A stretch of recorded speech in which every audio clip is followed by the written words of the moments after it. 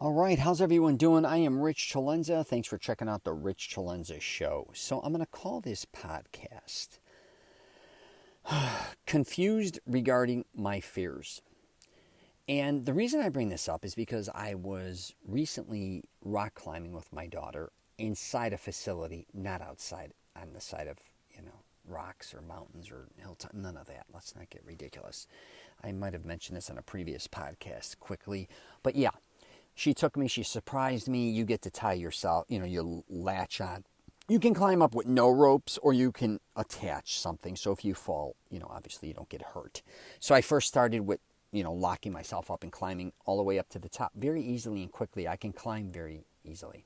And then I started to do it without the ropes, but I was only going 15 feet in the air, let's say. And then if you jump down, it's kind of like landing on a trampoline.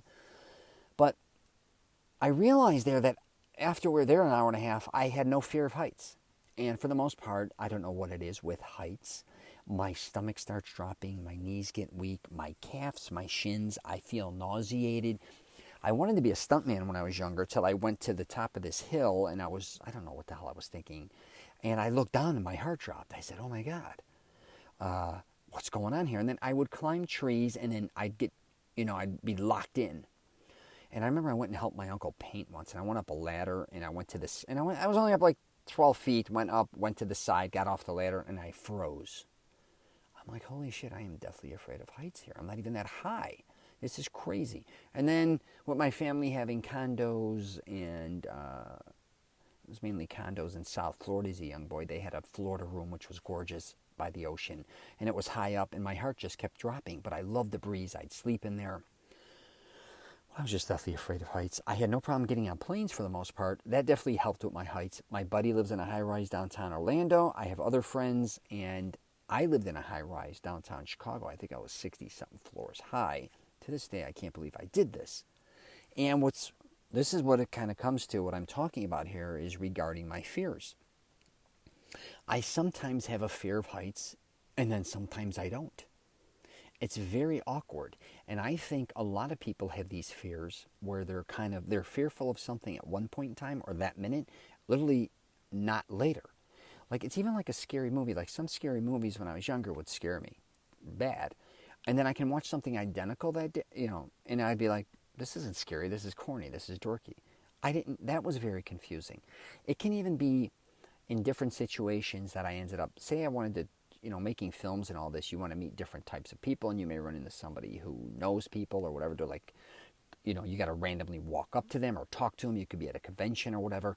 One minute I'm like, I don't feel like talking to them. I don't, just like anybody else. I'm kind of nervous. What are they going to talk to me about? Then other times I'm gangbusters. Most of the time I'm gangbusters. I could care less. I think that's what helped me with, and why I wrote a book, Wingman, and all these things with women, because I could care less if you reject me. But I do sometimes find myself one minute having no problem being, like confrontation, like getting aggravating, telling somebody, I don't care if I went and picked up food and I didn't like it, and like return it, or tell the waitress I don't like it, or a bartender, or bring the food back. One minute I'm gangbusters, the next minute I'm like, I don't know, I don't feel like this. I'm kind of almost scared. I don't even know what the hell I'm doing. I'm like, what are you doing? Why would you be scared now if you feel like, the food was not right or something's right? And, I was just trying to figure this out. And it really hit me with the rock climbing thing, saying, I don't get the way you think. And I think a lot of people out there may feel the same way where, it could be even taking a test. One minute you can have all the confidence in the world taking a test. I think a lot of us went through that if you went through schooling of some sort, regardless how prepared you were or not. Like, you got to take a test. I don't know about you, but I was like, oh man, I'm going to F this test up. This is going to suck. Then the next time I'm like, who gives a shit about this test? I'm going to take it. Like it didn't even faze me. And I was thinking too, I've been watching this show Kingdom, how many years I wrestled and boxed. And when you wrestle or whatever, or even playing tennis and other sports, but one-on-one sports, I love playing one-on-one because I want to destroy the other person just personally. It was a personal thing that I wanted to destroy them. Where a lot of times when I play team sports, you're a team, obviously out there doing this. And if one person could screw up or not, or one thing can go haywire and whatever, but you all depend on one another, right? Totally different experience. But when I was very young wrestling, very young, I remember having anxiety, like being in the bathroom, like, oh my God, am I going to go out there? I'm going to lose. I'm going to cry, or am I going to win? Whatever. And then as time went on, like in high school, I was an animal. I didn't care who you were. I didn't care. I would wrestle or fight anybody. And then at other times, as I got older away from wrestling and I would get in fights or whatever, one minute I would feel like a bull in a china. I could kill everyone. Then other times I'm like, I'm not in the mood for this. I'm not even in the mood to argue. Like, it's not just your fears. It's like, what am I supposed to feel? Am I confused about my fears? Am I confused about my emotions? I'm very confused on how I should react, because I think most people think they should react a certain way every time a certain situation comes up. But for me, it's different. And it could be even like the situation didn't even change that much, and I feel entirely different. And I wanted to do a podcast actually on this, like, how am I actually supposed to feel? I was going to call it, because I get confused, and I think a lot of other people do as well. And sometimes what you think is overwhelming for me, or is going to be overwhelming, is very simple. And then other things that are very simple, I feel like sometimes they could be overwhelming. And, when I was making even my films, dealing with so many people, having to set up so much scheduling, shooting them, directing them, and kind of, you got a lot of people. Sometimes I could have 30, 40, 100 people there with extras, all these things going on. It wouldn't even faze me. And then all of a sudden say I only have to have a few people and we got to go shoot somewhere. I was almost nauseated. I'm like, oh my God, I got to go do this with these two. I got to go here and do this. I'm not in the mood to do it. I'm not feeling it. I was almost nervous. So anyways, I just thought I would do a podcast because I think you may go through this. Not everybody. I think sometimes we think our fears, I should say, how would I say this? Like, what we think we're fearful all the time, we may not be fearful of all the time. Like the things you may have been afraid of when you were younger, you may not be afraid of now, right? And things maybe on the flip side that you weren't afraid of before, you may be afraid of now. And I goof around my friends, I call them shit in the pants, because I was somebody who was younger, especially in my late teens or early 20s, mid 20s, 30s. I had really not a lot of fears. I did not give a shit. I didn't have a lot of that where they would always be kind of nervous. Rich, I don't want to do this, or I can't do that. I'm not like you and all these things. But as I've gotten older, things have definitely changed, right? And I've also incorporated, I think, fear with aggravation. But I don't know, there's a fine line between the two. So say getting a new car in a car dealership, a lot of car dealership guys piss me off. Do I go there because I don't want the aggravation, or am I fearful of how I'm going to behave when I'm there?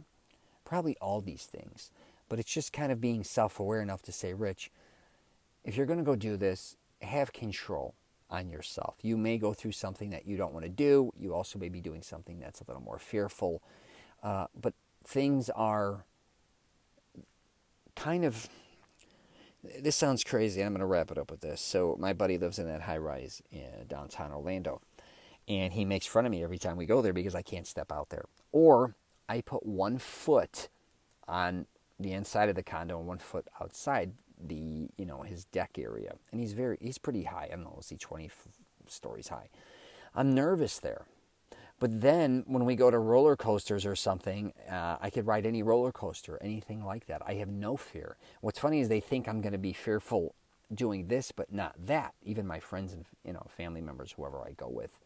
And I just find myself, and also if I go out to eat a lot, or I go to we spend a lot of time in hotels.